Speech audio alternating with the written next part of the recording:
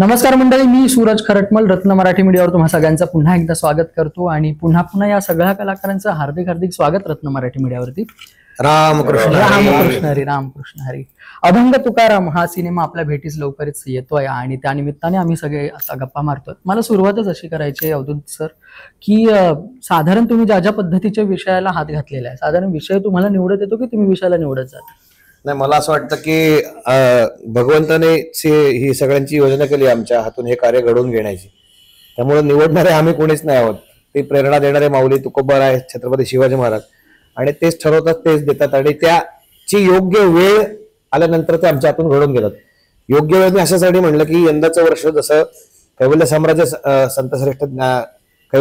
चक्रवर्ती संतश्रेष्ठ ज्ञानेश्वर महाराजांचं 750वां जन्मोत्सव वर्ष आहे. त्याचबरोबर जगद्गुरु तुकाराम महाराजांचं 375वं सदैव वैकुंठगमन वर्ष आहे.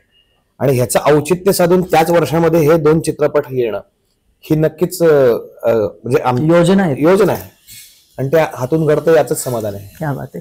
तुझ्या बाबतीत काय निखिल, या सिनेमाने तुझी निवड केली की सिनेमा आलाय चालून? नाही, सिनेमानी म्हणजे कलाकृतीने निवड केली असंच म्हणावं लागेल. कारण आपल्याला माहित नसतं आपल्याला कोणती, मी कलाकार म्हणून, एक व्यावसायिक अभिनेता म्हणून माझ्या वाटेला कोणती भूमिका येईल हे कधीच कोणाला माहित नसतं. आपल्याला आवडत असतात, ही भूमिका मला करायला आवडेल, मला ती भूमिका साकारायला आवडेल. अरे पण त्या भूमिकेसाठी तू साजेसा आहे का, किंवा ते तुझ्या प्रारब्धात लिहिलंय का, हे पण फार महत्वाचं आहे. मग ते काही असो, मग ती एखादी मावळ्याची भूमिका असो किंवा मी मोरोपंतांची भूमिका या सिनेमात साकारतोय, तर ते कुठेतरी लिहिलेलं आहे तुमच्या प्रारब्धात. तो तुमचा खारीचा वाटा लिहून ठेवलेला आहे. आणि जसं आता माऊली म्हणाले किंवा आमचे तुकाराम महाराजांची भूमिका करणारे योगेश सोमण सर म्हणतात की ते करून घेतात.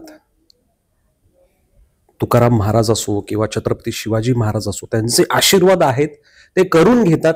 म्हणून आम्ही ह्या सगळ्यामध्ये सहभागी होतोय. आणि या सगळ्याचा आमचा समांतर दुवा असेल तो म्हणजे आमचा मित्र दिग्दर्शक दिग्पाल लांजेकर.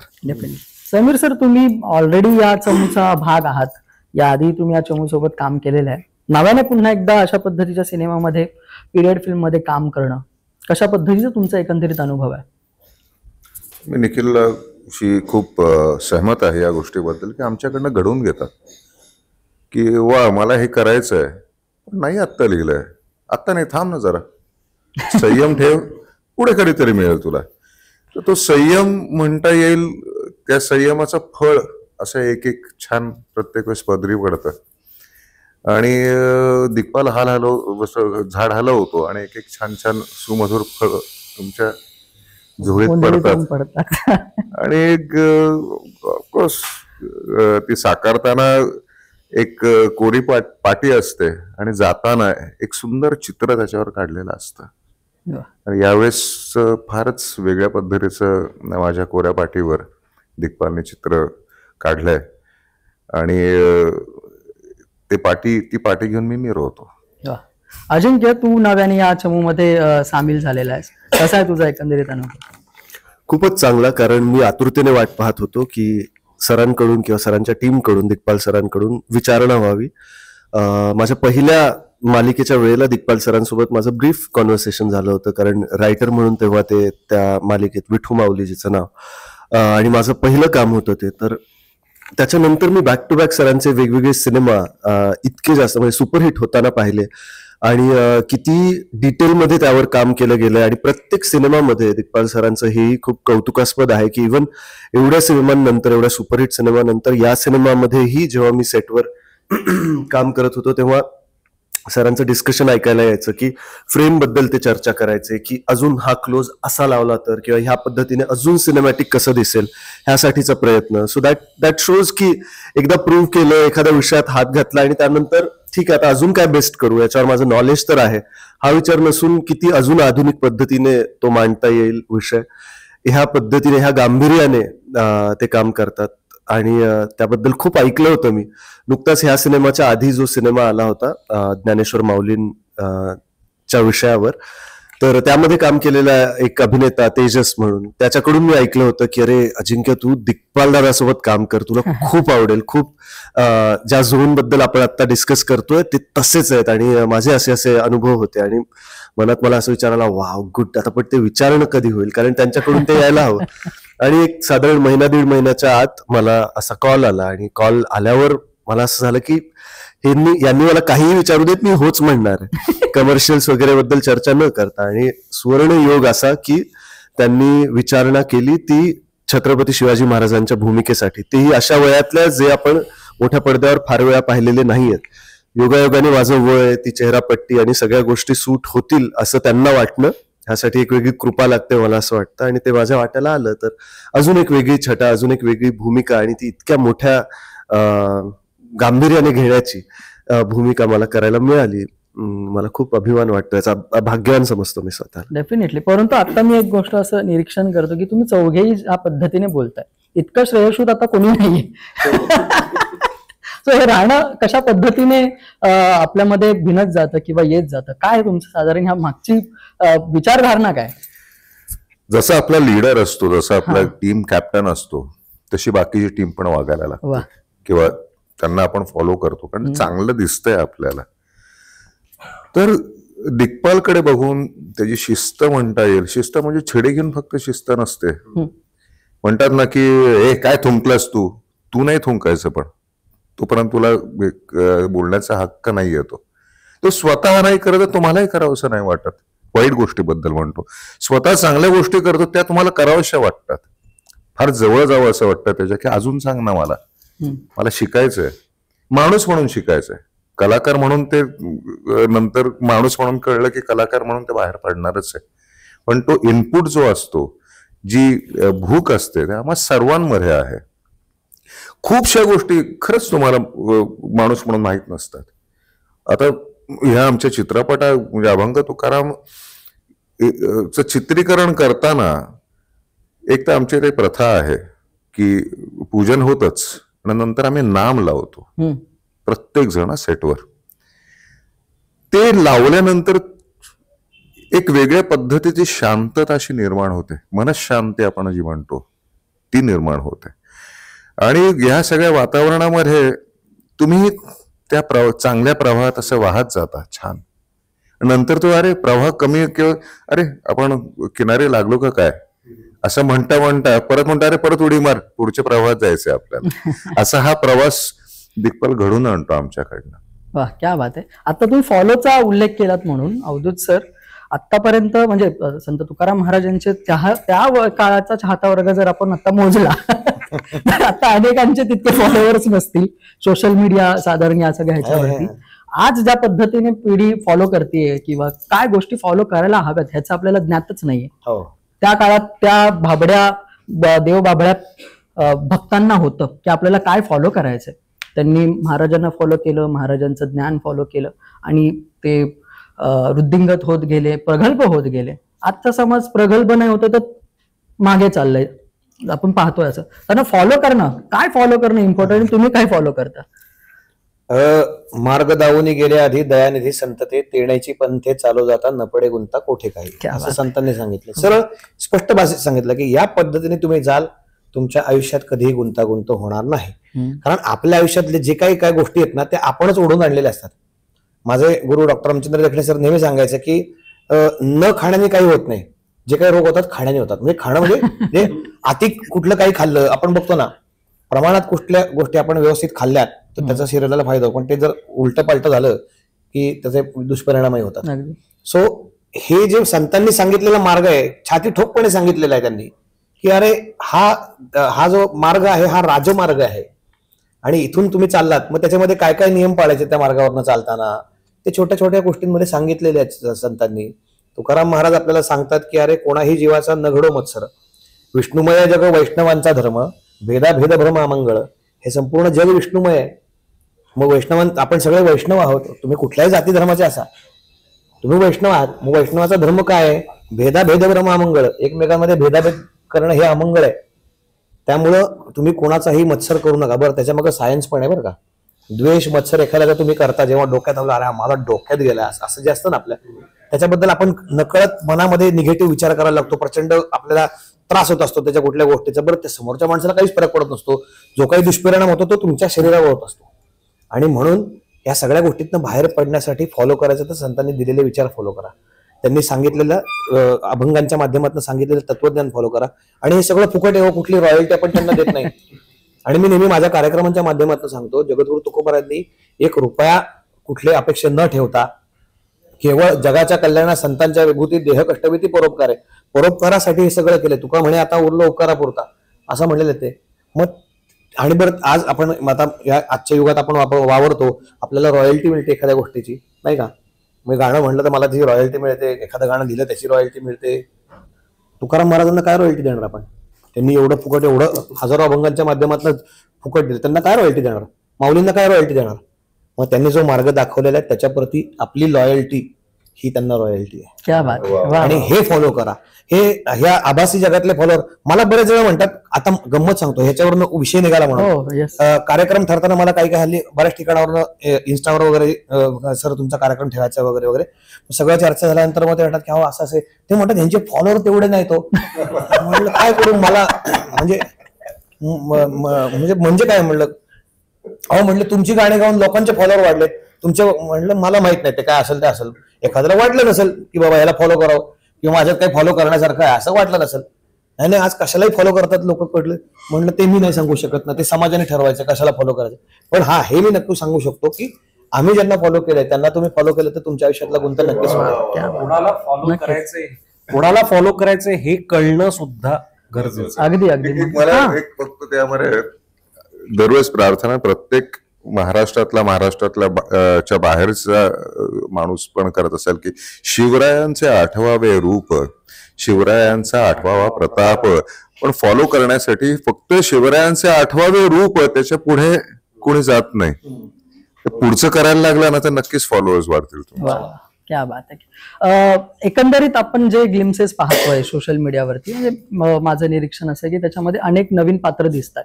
या आधी आलेले जे काय तुकाराम महाराजांवरती सिनेमे आहेत त्याच्या व्यतिरिक्त आणखीन काही नवीन पात्र सुद्धा याच्यामध्ये दिसत आहेत. तर पात्रांविषयी बोलूया, तुमच्या काय व्यक्तिरेखा आहेत? तुम्ही संगीतकार म्हणून सुद्धा काम करतात आणि सायमल्टेनियसली तुम्ही ऍक्ट पण करत असाल. संगीतकार म्हणून करतोय म्हणजे मी पारंपरिक चालींच्या माध्यमातून सगळे जे शेकडो वर्ष जुने तेच द्यायचं काम केलंय, हमाल काम केलेलं आहे मी. आणि हा मला थोडा अभिनयाची आवड असल्यामुळे दिग्पाल मध्ये मध्ये छोटं छोटं काय काय काय काय देत असतो. या चित्रपटामध्ये काळोखे पाटलांची भूमिका आहे, जे गावातले पावचे पाटील आहेत. जरा मला वेगळं एक छान एक करायला मिळालं त्या निमित्ताने. आणि ज्यांचं तुकोबारायांवरती मनापासून प्रेम होतं, त्यांना माहिती होतं की अरे जसं संतांना त्रास देणारी मंडळी होती तशी त्यांना सांभाळणारी मंडळी होती. मला समाधान आहे की त्यांच्यापैकी मला एक पात्र साकारता आलं. आणि शूटिंगच्या दरम्यान तर खूप सुंदर अनुभव आलेले आहेत. अनुभूती प्रत्येक चित्रपटाच्या दरम्यान मला सांगायला आवडत की जेव्हा तुम्ही कुठल्या पवित्र संकल्पाने उद्देशाने काम करता तेव्हा ते अनुभूती देतात. वाईल आमचं शूटिंग चालू होतं, पण मे महिन्यामध्ये शूटिंग चालू होतं की बाबा पावसाळ्याच्या आधी शूटिंग उरकून घेऊन. आणि गंमत अशी झाली की नेमकं मे महिन्यातच वरच्या डिपार्टमेंटमध्ये काहीतरी गडबड झाली, ते म्हणले मे महिन्यात पाऊस आला. त्यामुळे ते मे महिन्यात पाऊस. आता बरंच सेटवरती 250-300चा क्राऊड आणि कसं करायचं टेन्शन. आणि तुकाराम महाराजांचे 11वे वंशज आमचे मार्गदर्शक जे या सगळ्या ह्याच्यामधले आहेत, हरिभक्तपरायण प्रशांत महाराज मोरे, जे स्वतः उत्तम कीर्तनकार आहेत, नुसते वंशज नाहीयेत.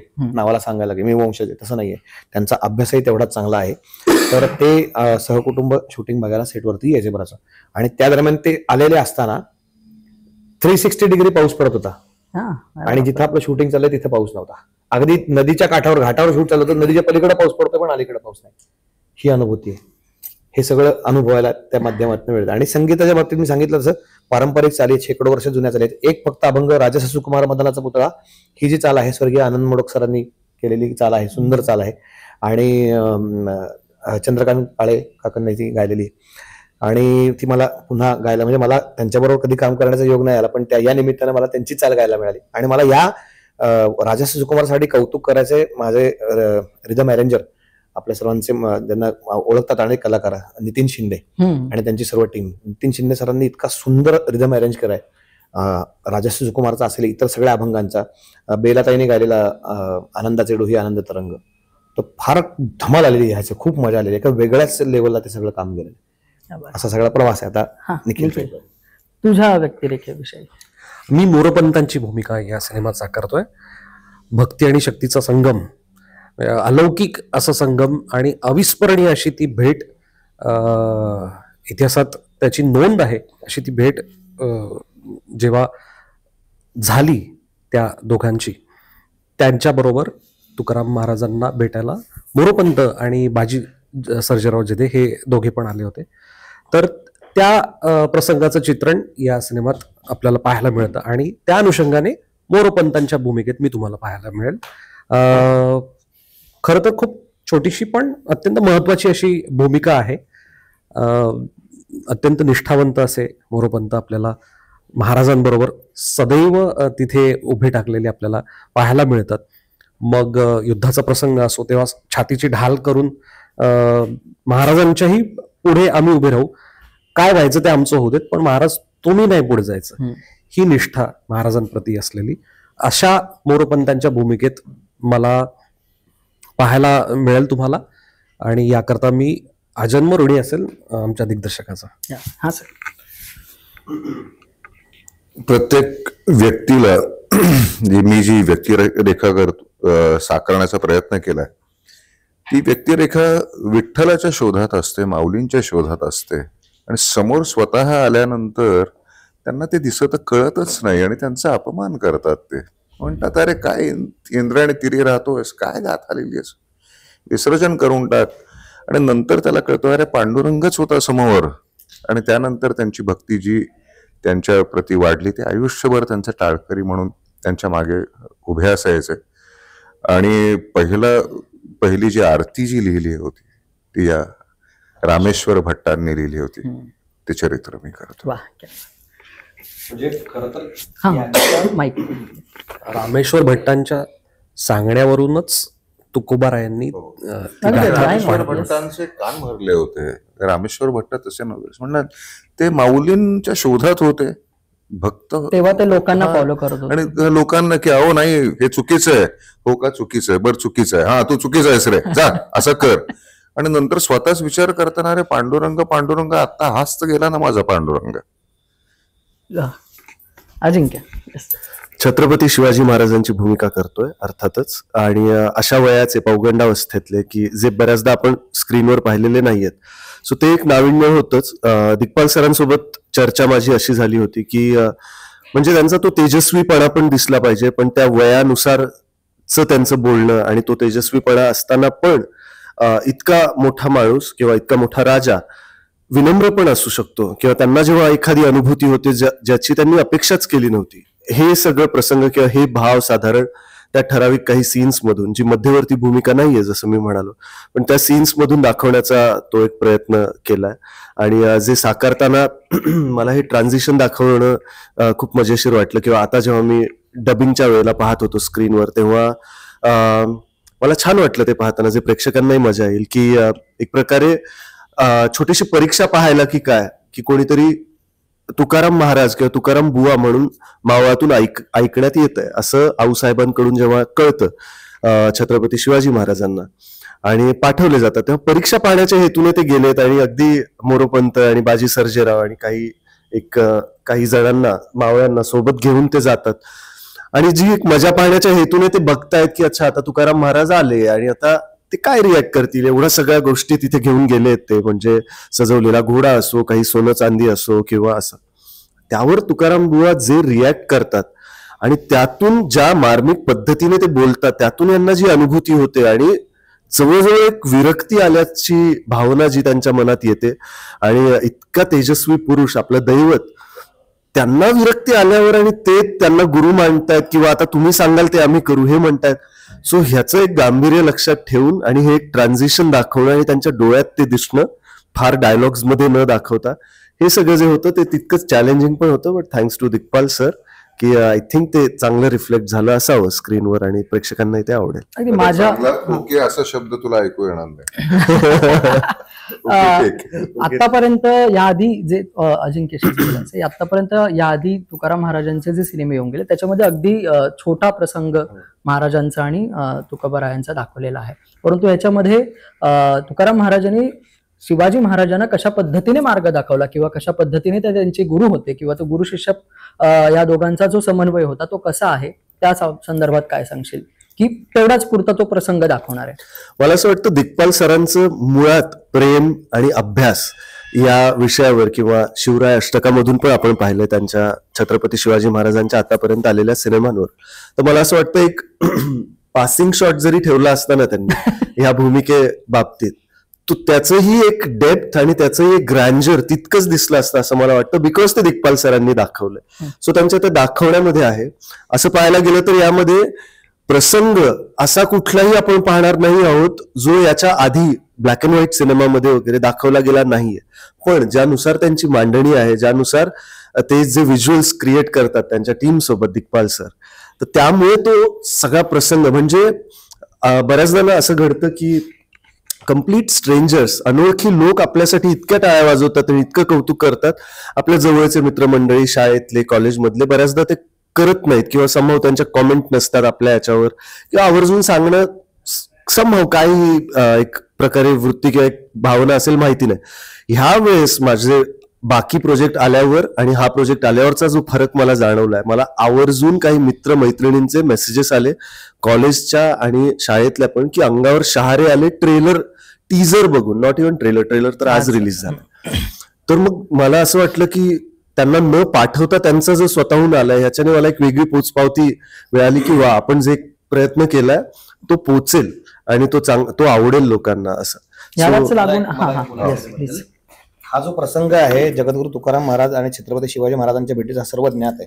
ज्यावेळेस महाराजांनी नजराणा पाठवला आणि अवली आईसाहेबांनी सगळं ते सजून धजून त्यांच्या समोर आल्या, तुकाराम महाराजांनी ते सगळं काढून परत केलं की येर तुमचे वित्त धन ते आम्हा मृत्तिके समान, मग आम्ही तेणे सुखी म्हणा विठ्ठल विठ्ठल मुखी, आमचं सुख त्याच्यात आहे. कंठी मिरवा तुळशी व्रत करा एकादशी, तुका म्हणे मजे हेची आस हे नाही थांब हा मुंगी आणि रावा आम्हा सारकाची ठाव. शेवटचं चरण जे आहे ना की त्याच्यामध्ये ते सांगतात की बाबा मला ह्याच्यातच समाधान आहे की तुम्ही कंठी मिरवा तुळशी व्रत करा एकादशी, पण हे सांगताना ते विरक्त व्हा असं नाही म्हणत आहेत. या चित्रपटामध्ये जो आधीच्या कुठल्याही चित्रपटातनं आलेला जो प्रसंग आहे, जो अभ्यासपूर्ण पद्धतीने मांडलाय दिग्पालने, तो म्हणजे की तुकाराम महाराजांनी केलेला उपदेश, जे अभंग त्याच्यामध्ये आहेत, गनिमी काव्याचे अभंग आहेत की ज्याच्यामधून जो शहाजी राजांनी जो विकसित केला आणि इकडच्या या आपल्या मावळ आणि या प्रांतातल्या सह्याद्रीच्या दऱ्याखोऱ्यातली जी युद्धशैली आपण म्हणतो, ते सगळं सांगण्याचं शिकवण्याचं काम तुकाराम महाराजांनी या अभंगांच्या माध्यमातून केलं. त्याचबरोबर पाईकाचे अभंग आहेत, जे अभंग मावळातल्या दऱ्याखोऱ्यांमध्ये गावागावात कीर्तन करून तिथल्या तरुणांना स्वराज्याच्या या संग्रामामध्ये, स्वराज्याच्या या लढाई यज्ञामध्ये सामील होण्यासाठी प्रेरित करण्यासाठी जगद्गुरु तुकोबरायांनी रचले ते अभंग त्याच्यामध्ये आहेत. हे या चित्रपटाचं वेगळेपण. आणि महाराजांना आलेली विरक्ती कीर्तनाच्या माध्यमातून त्यांनी कशा पद्धतीने त्यांचं परिवर्तन केलं, मतपरिवर्तन, मनपरिवर्तन, की नाही तुमचा क्षात्र धर्माचं पालन करणं, मग भूतांचे पालन करणे पाखंड खंडणं, काय दया तिचे नावं भूतांचे पाळणं आणिक निर्दाळ कंटकांचे, असा एक अभंग आहे. म्हणजे दया तिचं नाव भूतांचं पालन करणं हे दया आहेच आहे, पण त्याचबरोबर आणिक निर्दाळ कंटकांचे ही सुद्धा दयाच आहे. आणि हेच तुम्हाला करायचं आहे की बाबा सांभाळ करायचं आहे आणि त्याचबरोबर दुष्टांचा संहारही करायचा आहे. त्यासाठी तुम्हाला शस्त्र उचललंच पाहिजे आणि तोच तुमचा धर्म आहे. तुम्ही जर इथे येऊन ध्यान धरण्यात बसला विठ्ठल विठ्ठल करत, तसं नाही चालणार म्हणले. अखंड नामस्मरणी राहावे, नामस्मरण सतत तुमच्याकडे राहू द्यात, पण त्याचबरोबर तुमच्या मनगटातली ताकद, मनगटातली तलवार जी आहे ती सुद्धा तळपती राहू द्यात. म्हणजे एकाच वेळेस तुम्ही वारकरी पण आहात, पण तुम्ही धारकरी पण राहिलं पाहिजे. हा उपदेश जो जगद्गुरु तुकोबारायांनी महाराजांना केला तो या प्रसंगामध्ये खूप छान पद्धतीने, आणि तेच अभंग सांगितले तुकाराम महाराजांचे की स्वामी पुढे व्हावे पडता भांडणं, मग त्या मंडण शोभा जावे. की बाबा आपले स्वामी कोण, छत्रपती शिवाजी महाराज आहेत. संकट आलं, जर राजावर संकट आलं तर राजाच्या पुढे आपण छातीचा कोट करून जसं देखील म्हणला की पहिला वार माझ्याच्या अंगावर आला पाहिजे. आणि हे सगळं जे तत्वज्ञान, हे जे तुकोबारायांनी केलेलं मार्गदर्शन आहे ते या चित्रपटातल्या या प्रसंगाचं वेगळेपण आहे. अगदी म्हणून मला वाटतं की कथा संत तुकारामांच्या गाथेची असं त्याच्यामध्ये हो. प्रकर्षाने लिहिलेलं आहे. हो. मला एक असं आठवतंय की मी महाविद्यालयात असताना एक संगीत तुका म्हणे नावाची नाटिका करत होतो. तेव्हा संशोधन करत असताना जसं तुकाराम महाराजांनी छत्रपती शिवाजी महाराजांना उपदेश दिले किंवा मार्ग दाखवला, तसंच अगदी नंतरही अनेक लोकांना तो मार्ग दिसलेला आहे. अगदी महात्मा गांधींना सुद्धा, जे आपण त्यांची एक फिलॉसॉफी म्हणतो की 3 माकडांची, परंतु ती खरी तर तुकाराम महाराजांची, पापांची वासना नको दाऊ डोळा त्याहून आंधळा बराच निंदेचे श्रवण नको माझे बधीर करून ठेवे देवा, म्हणून ते अभंग आहेत. नको नंतर कळले हो. नको माझं कधी परस्त्री संगती नको माझं कधी परस्त्री संगती जनातून माती उठता भली. फार सुंदर अभंग आहे अगदी, तुकारामांचा. आणि संतांनी मुळात खरं सांगायचं, आता विषय निघाला म्हणून सांगतो की संतांनी काय केलं हो, हे सर्व संत तुकाराम महाराजांनी जसं सांगितलं की आम्ही वैकुंठवासी आलो याचे कारण असे हे तर आहेच आहे, पण त्यांनी काय केलं, त्यांनी त्यांच्या जवळ येणाऱ्या प्रत्येकाला संत केलं, आपल्यासारखं केलं. आपणासारखे करती तात्काळ नाही काळ वेळ त्याला लागे. आणि म्हणून त्यांचं शिष्यत्व पत्करलेल्या बहिणाबाई सुद्धा संत पदाला पोहोचल्या. आणि बहिणाबाईंच्या अभंग रचना तुम्ही जर बघितल्यात, आपल्या महाराष्ट्राला 2 बहिणाबाई लाभल्यात, हे बऱ्याच जणांना माहिती नाहीये. बहिणाबाई चौधरी अलीकडच्या काळातल्या, म्हणजे अरे खोप्या मंदी खोपा किंवा अरे संसार संसार, हे सगळ्या ह्या कवयित्री बहिणाबाई जळगावच्या. आणि या संत बहिणाबाई ज्या आहेत त्या तुकाराम महाराजांच्या शिष्या. आणि खूप सुंदर, म्हणजे गुरुकृपा झाल्यानंतर एका साध्या गृहिणीचं संत पदापर्यंत झालेला प्रवास किंवा संतत्वामध्ये झालेलं रूपांतरण, आणि मग त्यांच्या मुखातून येणारं ज्ञान, सर्वसामान्य गोष्टींमधनं त्यांनी सांगितलेलं तत्वज्ञान, ही संतांची कृपा आहे. आणि मला असं वाटतं की ही कृपा पोहोचवण्याचं काम हा चित्रपट करतोय, हा संस्कार पोहोचवण्याचं काम. कारण आपल्या महाराष्ट्रातनं जर संत परंपरा आणि छत्रपती शिवाजी महाराज वजा केले तर आपलं अस्तित्व शून्य आहे. आपण मराठी म्हणून भौतिक प्रगती कितीही करा, तुम्ही गाड्या घ्या, बंगले घ्या, तुम्ही काय वाटेल ते करा, पण तुमचं जर आत्मिक प्रगती झाली नसेल तर तुमच्या त्या बाकीच्या वैभवाला काही अर्थ नाही आहे. मग तुमचा आत्मशोध घेण्यासाठी म्हणून सहाय्य हे अभंग तुम्हाला करा. आणि या चित्रपटाच्या माध्यमातून उद्या एखाद्याला वाटेल की यार हे सांगितले, अजून गाथेमध्ये काय काय मला शोधायला आवडेल. आणि गाथेमध्ये, ज्ञानेश्वरीमध्ये जगातलं असं कुठलंही तत्वज्ञान नाहीये की जे त्यामध्ये नाहीये. तुम्ही इतरांचं बाहेर जे शोधून अमुकाने असं म्हणलं ते खाली नाव त्यांचं लिहितो आपण, त्याची काही गरज नाही तुम्हाला. त्यामुळे आमच्या सगळ्या संत परंपरेत ज्ञानेश्वर महाराजांनी असेल, संत शिरोमणी नामदेव महाराज असतील, शांतीब्रह्म एकनाथ महाराज असतील, जगद्गुरू तुकाराम महाराज असतील, ही सर्व संत परंपरा, चोखोबारा असतील, जनाबाई असतील, मुक्ताबाई असतील, सोयराबाई असतील, यांनी सगळं सांगितलेलं आहे. आणि त्याची काळाला आज गरज आहे की कुठेतरी त्यातनं प्रेरणा घेऊन तुम्ही तो अभ्यास करायला लागावा. वा, क्या बात. अजिंक्य, तुला एक असा प्रश्न, असं होतं ना, अशा पद्धतीची भूमिका, आता आराध्य दैवत म्हणतो आपण आपल्या महाराष्ट्राचं, भारताचंच म्हणावं, अशा पद्धतीची भूमिका साकारल्यानंतर अनेक कलाकार म्हणून आपल्याकडे बंधनं लागल्यात की चला सेटवरती आहोत, कुठेतरी जाऊन काहीतरी खाल्लं, इकडे तिकडे फिरलो, काहीतरी चुकून आपल्याकडून घडून जातं. तर सगळ्यांकडे फार बारीक लक्ष द्यावं लागतं वावरताना, समाजात वावरताना. अशा काही गोष्टी तुझ्या घडल्या काय, सगळ्या टीजर्स आणि या सगळ्या गोष्टी बाहेर पडल्यानंतर? मी परत म्हणेन, पहिली मालिकाच विठू माऊलींची होती, त्यावेळेलाच मला 3/4 वर फोटो टाकणं किंवा काय याची बंधनं झाली होती, जे मला तेव्हा कळत नव्हतं की कशामुळे. ज्या वेळेला तो प्रोमो आणि ह्या गोष्टी बाहेर आल्या तेव्हाच मला कळलं, लोकांनी देव्हाऱ्यामध्ये ठेवलेले फोटो पाठवले होते माझे आणि माझ्या को ऍक्टरचे, त्या रूपामधले. सो तेव्हाच कळलं की अरे आपण काहीतरी गांभीर्याने घेण्याचा विषय करतो आहोत. तेच परत आता यावेळी झालंय. तर ह्यावेळी मात्र भीतीपोटी नाही, पण प्रेमाने, आवडीने. मी अगदी पहिली भेट घ्यायला पण जेव्हा गेलो दिग्पाल सरांना, म्हणजे अगदी एक वरवरची गोष्ट सांगायची झाली तर मी ते कुर्त्यामध्येच गेलो. मला असं होतं की मला त्या विश्वामध्ये असं राहू दे, की काहीतरी खूप वेस्टर्न कपडे घालून किंवा काय असं नको. जस्ट असं नाही की कोणी मला सांगितलं. आणि दिग्पाल सर अशा गोष्टी कधीही सांगणार नाहीत. खरं तर त्यांचं सगळं इथून आहे आणि इथून आहे, पण तरीही एक आपल्या साईडने एक.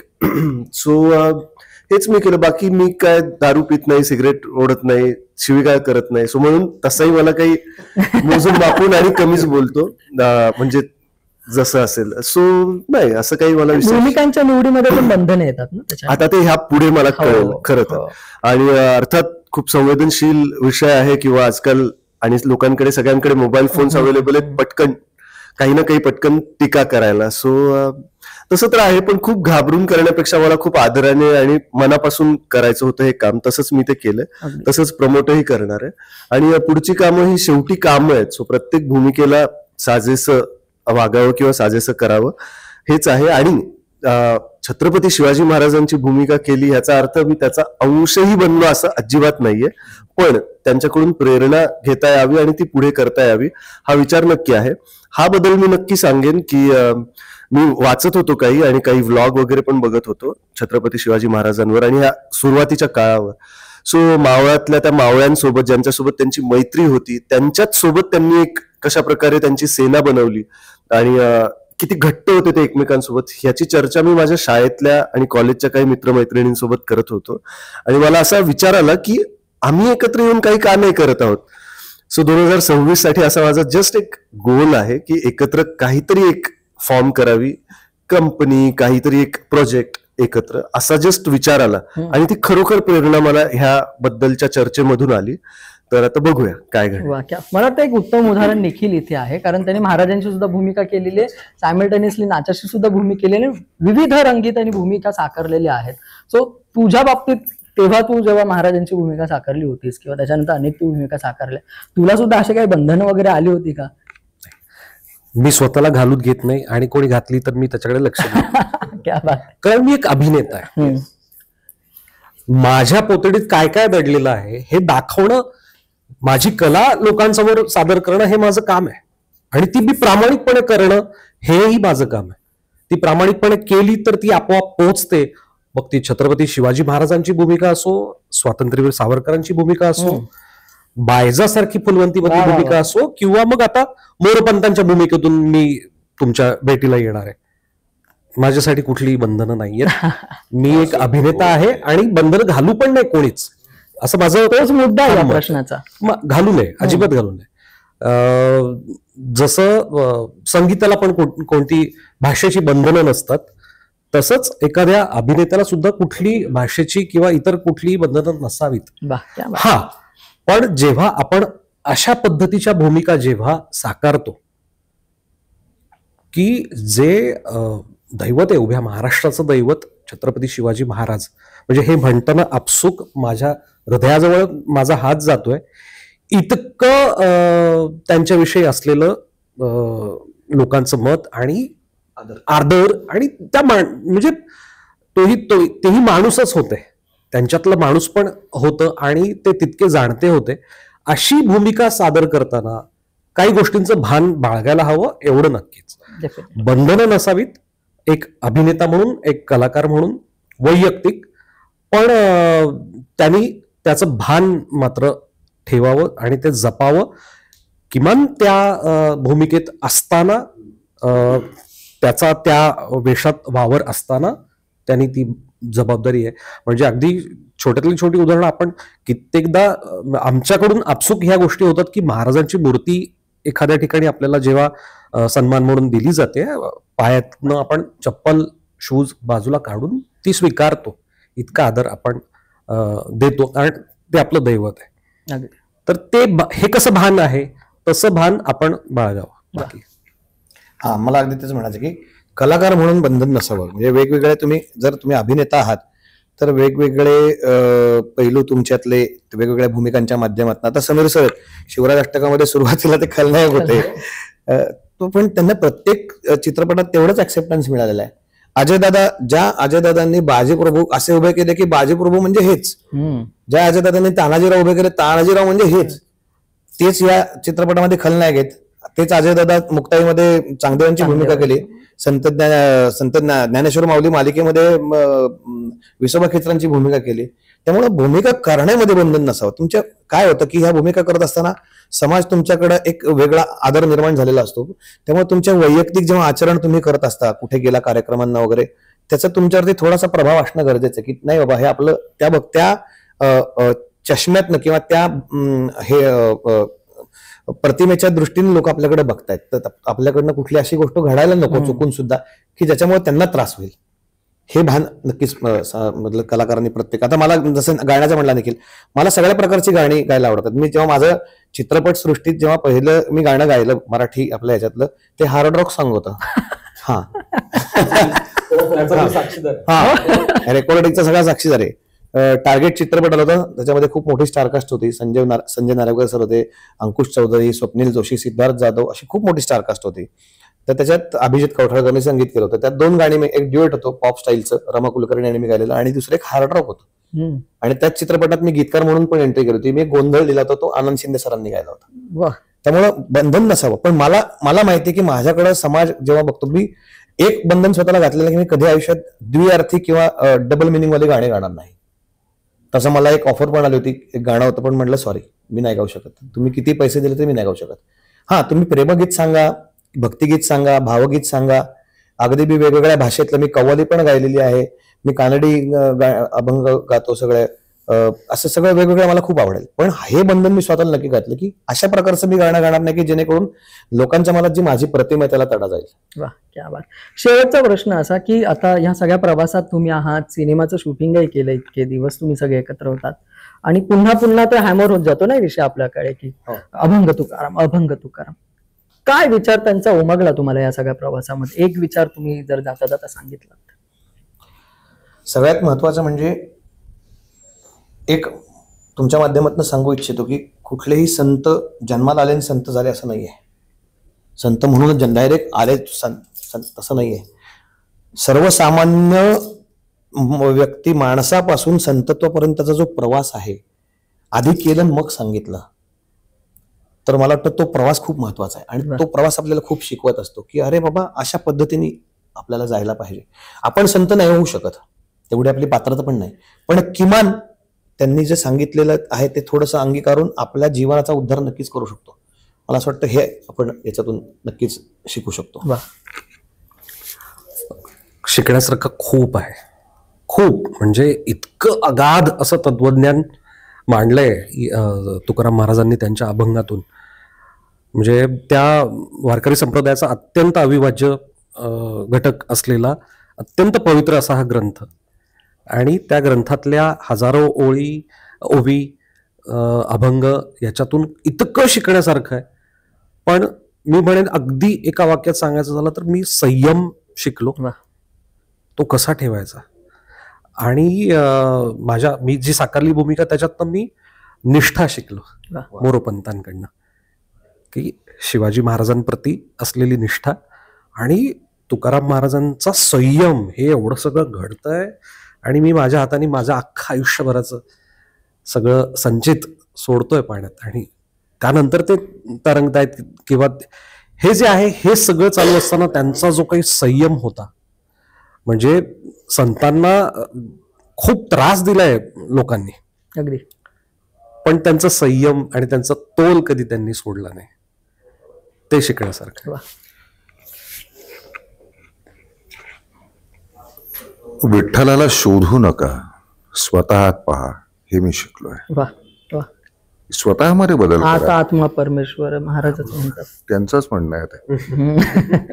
तर आतमध्ये आपल्या जो विठ्ठल असेल तर आपल्या ज्या वाईट प्रवृत्ती सगळ्या पळून जातील, आणि आतमध्ये एक निर्मळ, शांत, निश्चिंत असा एक मनुष्य म्हणून जगता येईल. हे थोडंफार कळलं असं मला वाटतं या चित्रपटात. अजून प्रत्येक वेळेस बघताना अजून खूप शिकायला आणि खूप कळेल, आणि अजून खूप शिकायचंय, खूप कळून घ्यायचंय, समजून घ्यायचंय आणि आत्मसात करायचंय. प्रवासच आहे ना, प्रवास आहे अध्यात्माचा तो प्रवासच आहे. ती अनुभूती आहे, ती यायला, ते कळायला, त्याला डेस्टिनेशन नाही, त्याला काही हे नाही. सफर खूपसूरत आहे मंजिल से भी. तर तो प्रवास एन्जॉय करायचा. डेस्टिनेशन पेक्षा डेस्टिनी होती आमची, की आमचा योग होता की या प्रवासामध्ये, या वारीमध्ये सासवड पर्यंत तरी जाण्याचा योग आला. आजकाल एन्झायटी हा शब्द खूपच प्रचलित आहे, आणि आय एम शुअर आजची जनरेशन खूप रिलेट करू शकते. So anxiety. सो माझी ताई हा अभंग नेहमी मला सांगायची की अजिंक्य, एवढंच लक्षात ठेव, सेईंग की तुका म्हणे उगी राहावे, जे जे होईल ते ते पहावे, चित्ती असावे समाधान. सो ह्याच्यात सगळंच येऊन जातं की ऍक्च्युली तुम्ही जेव्हा तुम्ही कंट्रोल करताय तुमची लाईफ, ही फिलिंग जेव्हा सोडता, तर ती एन्झायटी पण सुटते की अरे तुम्ही नाहीच करत आहे. तुम्हाला वाटतं असं की हा मी आलोय, मी करतोय, पण वेन यू रिअली रिअलाइज की इट्स नॉट यू, ते कोणीतरी करून घेतंय, त्याच्यामध्ये जस्ट त्या फ्लो मध्ये जा आणि कमी पडू नका. सो ते उगी राहावे, आणि जे जे होईल ते अच्छा हे झालं, ओके, अच्छा हे चालले, ओके, अच्छा इथे मिळालं नाही, अच्छा इथे नाही मिळालं. ह्या फिलिंगने जे मुक्त असल्यास आणि एक फ्रीडम फील होतं की ते समर्पणाची भावना. सो आय थिंक हे खूपच मोठं आहे हे खूप बेसिकली. ऍडव्हर्टायझिंग मध्ये आम्ही असे 3-4 मॉडेल्स होतो. आता ते मी रिलेट करू शकतो. इतकं छान स्पोर्ट्समॅनशिप आमच्या चौघांमध्ये होती. नेमलेले असायचे त्यातल्या एकाला मिळणार आहे. तर समजा आम्ही 4 जण आमची टेस्ट झाली. माऊली आहे तुमचं, अजिंक्य म्हणता नाही माझं आहे, म्हणजे ऍड कोणाला मिळेल. अजिंक्य म्हणता अजिंक्य ह्याला निखिलला मिळेल, नाही तुला मिळेल. कुणाला तरी 4घांपैकी मिळते. पण म्हणून आमची मैत्री नाही संपत की हा वाईट आहे.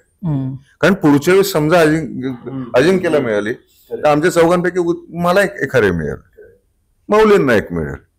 त्यामुळे तो पेशन्स जो होता, आता दररोज तुला 2 ऍड्स पाहिजेत अशी जे टेम्परमेंट व्हायला लागलंय सगळं लवकर. त्यांना वाटतं की आयुष्य संपेल का उद्या असं.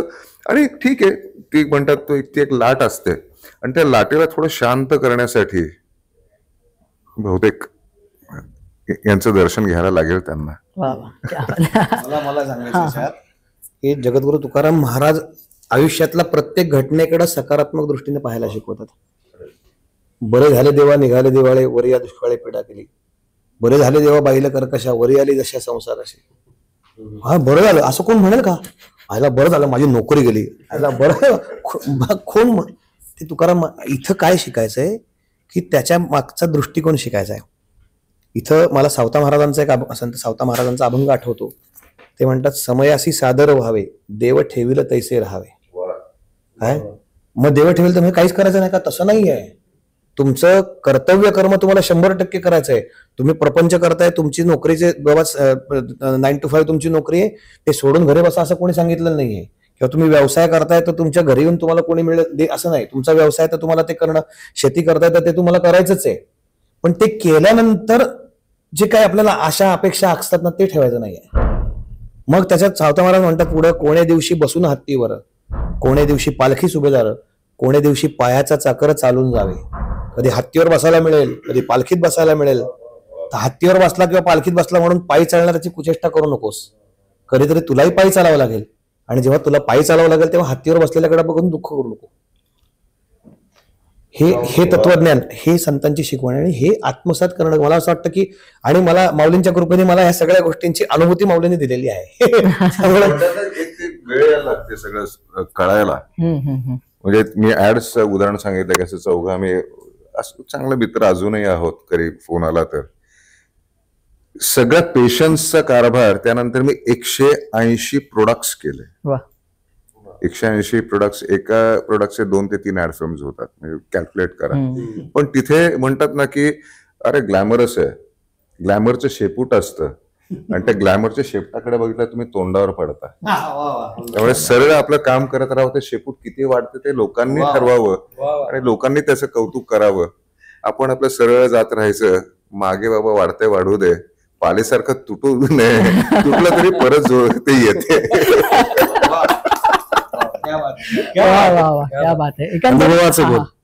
अनुभव, एवढ्या वर्षांचा अनुभव. आणि तरी सुद्धा मगाशी उल्लेख केला कोरी पाटी मी घेऊन जातो, तर तो त्यांचा विनय आहे. पण माझं नाव विनय नको करू.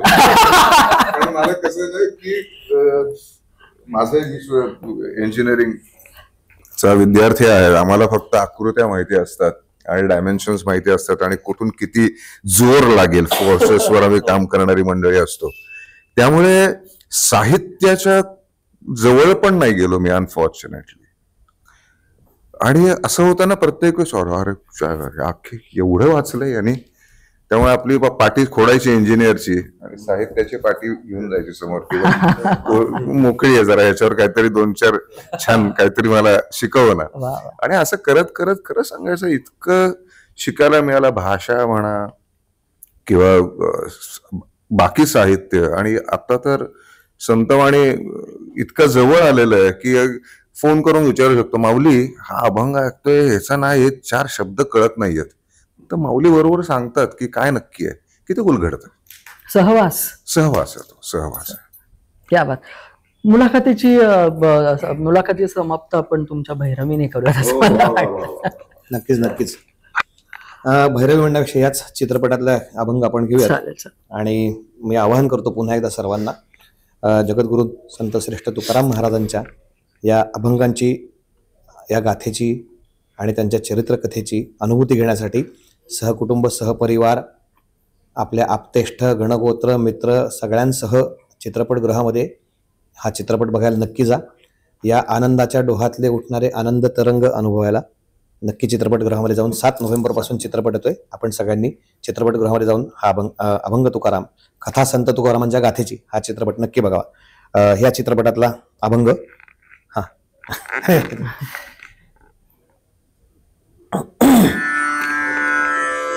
बोलावा विठ्ठल पहावा विठ्ठल, बोलावा विठ्ठल पहावा विठ्ठल, करावा विठ्ठल जीव भाव, करावा विठ्ठल जीव भाव, येणे सोसे मन झाले हवा भरी, येणे सोसे मन झाले हवा भरी, परत माघारी घेत नाही, परत माघारी घेत नाही, येणे सोसे मन झाले हवा भरी, येणे सोसे